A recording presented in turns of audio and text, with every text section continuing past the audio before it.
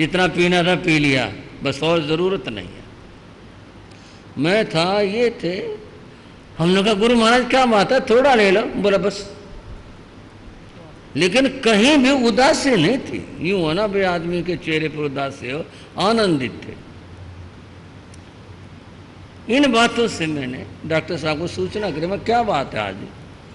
Doctor साहब आए, उन्होंने चेक किया, बंधुओं, डॉक्टर साहब ने कहा बिल्कुल ठीक है, इनका बीपी भी ठीक है, हार्ट बीट सब चीज़ें ठीक है।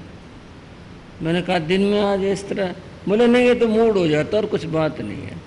चेक करके वो सामने बैठ गए डॉक्टर साहब। गुरुजी पट्टी के ऊपर बैठे थे, जैसे बैठते थे 5 जमीन पर लटका करके, हम इधर इधर बैठे थे, डॉक्टर साहब बैठ गए। डॉक्टर साहब ने अपने लहजे में हाथ जुड़गा, और गुरुजी कैसे हो, यही मुद्रा थी जो आपको बताना, और गुरुजी कैसे हो। और गुरु महाराज ने हद कर दी, बड़े मस्ती के लहजे में बोले डॉक्टर अब तुम चलेंगे, ऐसे हाथ करके, डॉक्टर अब तुम चलेंगे। डॉक्टर साहब फट बोले नहीं गुरुजी नहीं, ऐसा नहीं कहते, हमने पांव पकड़ा। मैं गुरुजी ये क्या कहने लगे आप, बताओ इतने मस्ती। डॉक्टर अब तुम चलेंगे। सारी दिन भर की बातें मैंने लिखी हैं, पढ़ी जा सकती हैं। निवृत्ति मूलक थी, लेकिन कहीं उदासी और कहीं भी किसी जगह पर उनके भीतर में चिंता ऐसी कोई बात ही नहीं। जब आए थे यहाँ तो उन्होंने फरमाया था, नीचे बैठते कहा था ले पन्नालाल एक चतुर्मास करना मैंने यहाँ पर, और आप सब थे। पन्नालाल जी ने कहा, संघ ने कहा नहीं गुरुजी नहीं, हम आपको यहाँ रखेंगे। बोले बस एक चतुर्मास करना है। इसका मतलब कोई तो उनको एहसास होगा। भाई सुरेश सुबह सुबह आते थे, गुरु महाराज को टहलाते थे। बोले सुरेश अब मैं 10 दिन और हूँ यहाँ, 10वें दिन ही तो देवलोक हुआ। यूँ बोले 10 दिन और हूँ यहाँ। हमारे साथ भी इस तरह की बातें होती रही। उस दिन हमने प्रतिक्रमण किया, गुरु महाराज को सुनाते थे, सारे उनके पास करते थे, बैठे थे। नहीं प्रतिक्रमण हुआ, प्रतिक्रमण के बाद वंदना हुई, वंदना करने लगे। मेरा नंबर आता था पहले, मैंने गुरु महाराज की वंदना करी, सारे संत खड़े थे। बहुत दिन तो हद हो गई, उस कहा ही नहीं जा रहा, क्या बताऊं। जिसके जीवन में कभी ऐसी बात कभी सोचनी होनी कुछ भी, उस दिन हम संतों को बोले अच्छा भाई सबसे खिमत खिमाना। बोलो गुरुदेव श्री राम कृष्ण जी महाराज के।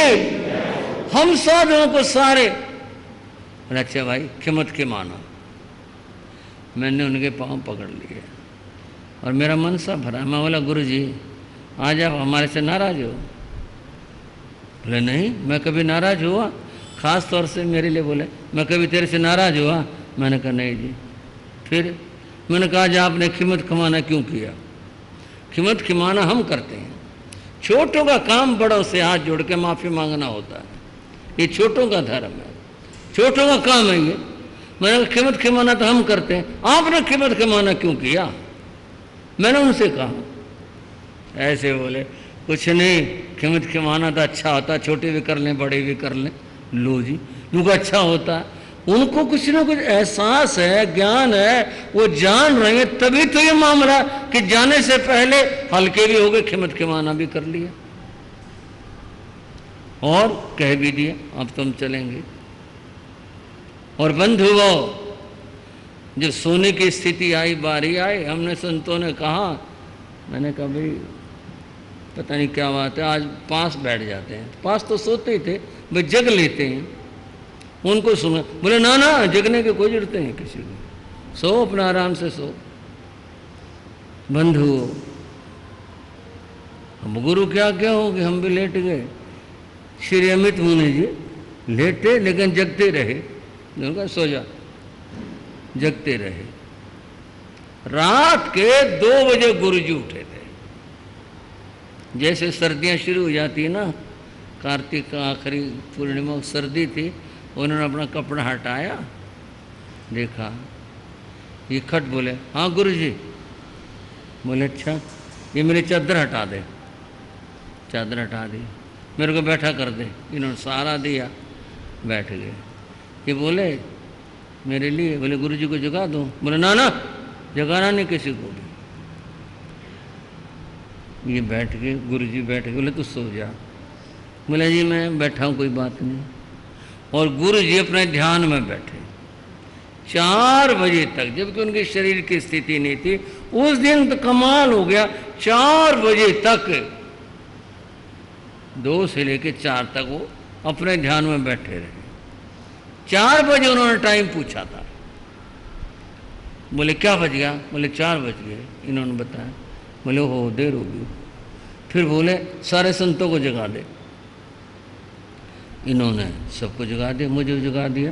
बोले गुरु जी बुला रहे हैं। पास में था मैं उठ गया, सारे संत हो गए, सारे आ गए। आने के बाद में हम सारे संत समझ नहीं पा रहे थे, वो कुछ और तरह का मामला, क्या बात है। बात उठी भी कुछ नहीं। हम गोलाई में ऐसे होके सामने खड़े होकर, मैं आगे था, मैं गुरु महाराज आ गया, कोई काम? बोले एक उधर तक चलना है। वहाँ चलो। वो लघु शंका के लिए उधर तक गए, मैं उनके लेके गया। फिर आगे पट्टी के ऊपर बैठ गए और बैठ करके बस पाँव नीचे ज़मीन पर थे और ऐसे हम खड़े रहे। वहाँ सोने से पहले, वहाँ भी तो 4 बजे, मेरा बतरा टाइम पड़ा और आराम कर लेंगे, बस ऐसे बैठे रहे।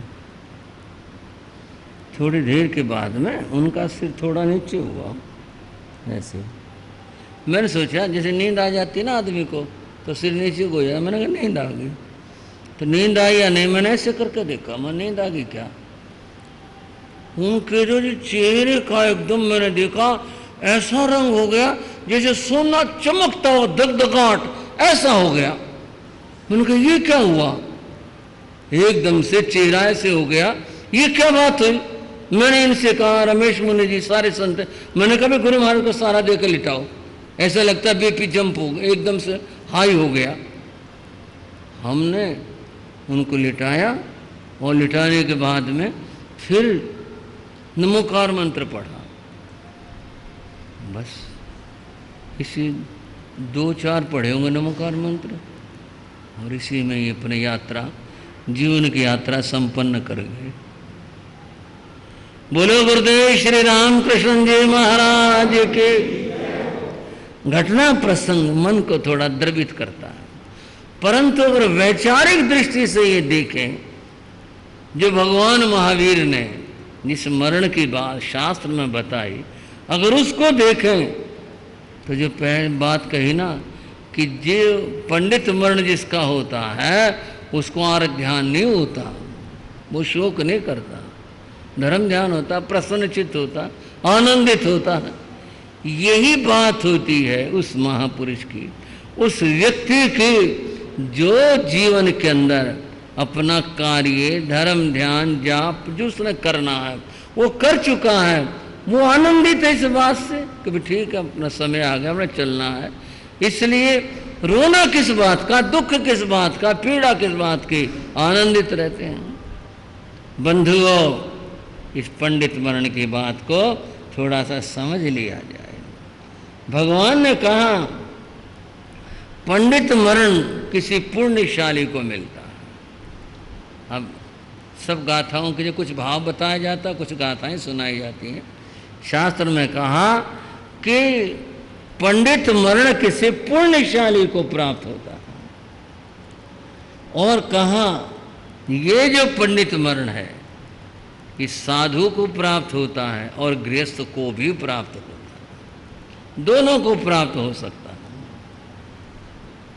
पर होगा किसको प्राप्त? साधु को कहा सब साधुओं को प्राप्त नहीं होता, सब गृहस्थों को प्राप्त नहीं होता।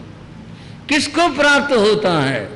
भगवान ने कहा जो अपने महाव्रतों की परिपालना करता है, जो साधु के गुणों की परिपालना करता है। और कहा खोल कर पढ़ना शास्त्र को, भगवान ने कहा किसी वेश से पंडित मरण प्राप्त नहीं होता। कोई सोचे लाल पीले काले सफ़ेद ये मैंने बाना पहन लिया है, अब जो है मेरा जीवन हो गया सफल, अब मेरे को पंडित मरण आ जाएगा। भगवान ने कहा इससे नहीं होता। और क्या, भगवान ने कहा कोई केश बढ़ा ले उससे नहीं होता, कोई मुंडित हो जाए उससे नहीं होता। भगवान ने कहा इनमें से किसी से भी नहीं होता। होता किससे है? जो अपने साधु धर्म का पालन करता उससे पंडित मरण प्राप्त होता है, उसको प्राप्त होता है, वैसे किसी को प्राप्त नहीं होता। कोई सोचे कि चलो जी हम तो हो गए ठेकेदार, हम तो बन गए साधु, हमारे क्या जरूरत पड़ी है, अब तो बस हो गया सब काम, ऐसे नहीं। जो अपने साधु धर्म का पालन करता है उसको यह प्राप्त होता है। यहाँ कहा चीराजिणम नगिणम जड़ी संघाड़ी मंडियम, कोई चाहे कुछ भी ओढ़ ले पहन ले, इससे नहीं मोक्ष होगी, इससे नहीं पंडित मरण होगा, होगा साधु धर्म के पालन से। अब आप गृहस्थों की भी सुन लो, जब साधुओं का नंबर आया तो बोले हाँ इनको ठीक ठाक रहना ही चाहिए, पर अपने भी सुन लो भगवान ने क्या कहा। जो पौषध की आराधना करता है, पढ़ना शास्त्र में, सामायिक की आराधना करता है, जो तिथियों का विचार रखते हुए नियमों का, जो श्रावक के नियम हैं उनका पालन करता है, उसको यह पंडित मरण प्राप्त होता है। जो श्रावक के नियमों का पालन करे, व्रत करे, पौषध करे, सामायिक करे, इन सब की आराधना करे, उसको प्राप्त होगा। वैसे ही कोई यूँ चाहे जैनी हो गया, हमारा तो बस ठेकेदारी होगी, अब हमारे को किस बात की चिंता, हमारा तो जन्म ऐसे घर में हो गया, अब तो कुछ बात ही नहीं रही। भगवान ने कोई छूट नहीं दी है। भगवान ने तो कहा जो अपने नियमों का, धर्म का पालन करे तभी होता है, अन्यथा प्राप्त नहीं होता। अब बंद वो मैं अपनी बात को फिर समेट कर लाता हूं। उस राजा की तरह चिंतनशील बनो। जो बात मैंने कही थी कि मृत्यु का मामला तो बड़ा ऐसा कष्टपूर्ण, कहाँ याद दिला दी इसकी। ये याद दिलाना बुरी बात नहीं, अच्छी बात है। उसने याद रखा कि जाना पड़ेगा 5 साल के बाद, छोड़ के जाना पड़ेगा, उसने याद रखा। हम भी अगर याद रखेंगे तो बंद हो फिर कुछ प्रबंध भी करने की सोचेंगे, और भूल करके रहे छोड़ो, क्यों काम कहीं में याद करा, क्यों मन खराब करा, क्या रखा है इसके अंदर। अगर ये सोच कर चलेंगे तो फिर कुछ जीवन में कर नहीं पाएंगे। वो तभी होगा कि जब याद रखेंगे, और याद रखने से पापों से दूर रहेंगे और जीवन के अंदर अच्छा करेंगे, धर्म करेंगे, तभी होगा, अन्यथा नहीं होगा। ये कहानी और याद आ रही है, सुना दूं आपको।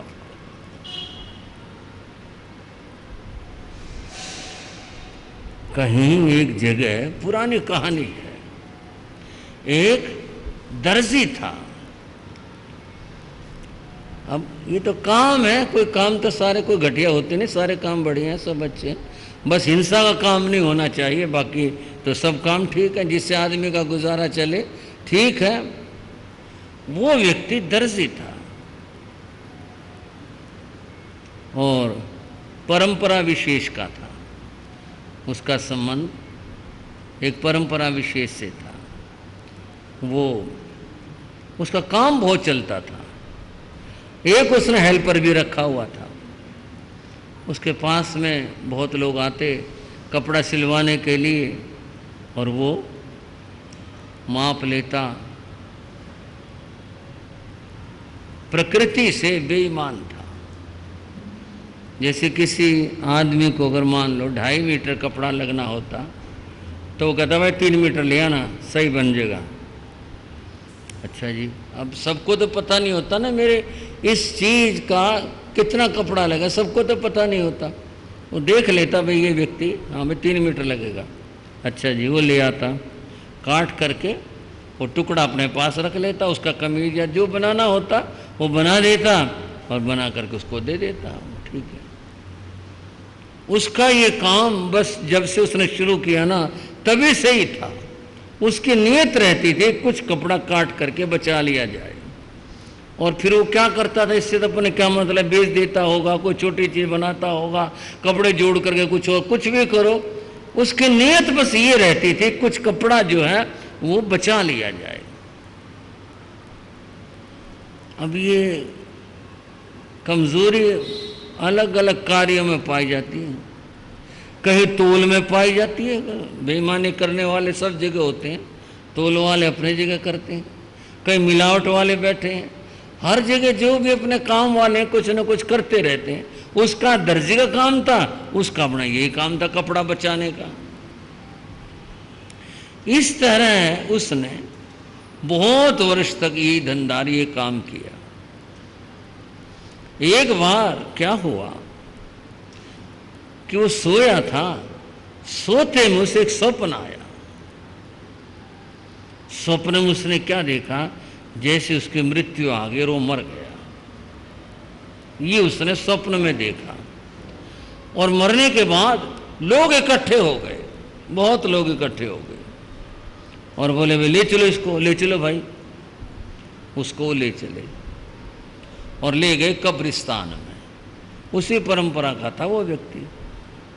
वहाँ उसकी कब्र खोदी, कब्र खोदी, तैयार होगी, बस इतनी बात थी कि अब इसको कब्र में लिटाओ और मिट्टी दो। लेकिन अभी थोड़ा बहुत कुछ और बाकी होगा, वो चल रहा था। वो स्वप्न में ही अपने आप को जान रहा है कि मैं मर चुका हूँ, पर चेतना से वो देख रहा फलाना भी आ गया, वो भी आ गया, बहुत सारे लोग आ गए। उसने देखा कि कब्रिस्तान में एक रस्सी बंधी हुई है, वहाँ कोई पेड़ है उससे, और उस तक लंबी रस्सी बंधी हुई है, और रस्सी ऐसे जो कपड़े सुखाते हैं ऐसे रस्सी बांध रखी है, और उस रस्सी के ऊपर तरह तरह के नए नए कपड़े, लाल पीले नीले हरे जैसे थे, वो उसके ऊपर लटका रखे। बहुत सारे कपड़े वहाँ से वहाँ तक भरी पड़ी रस्सी कपड़ों।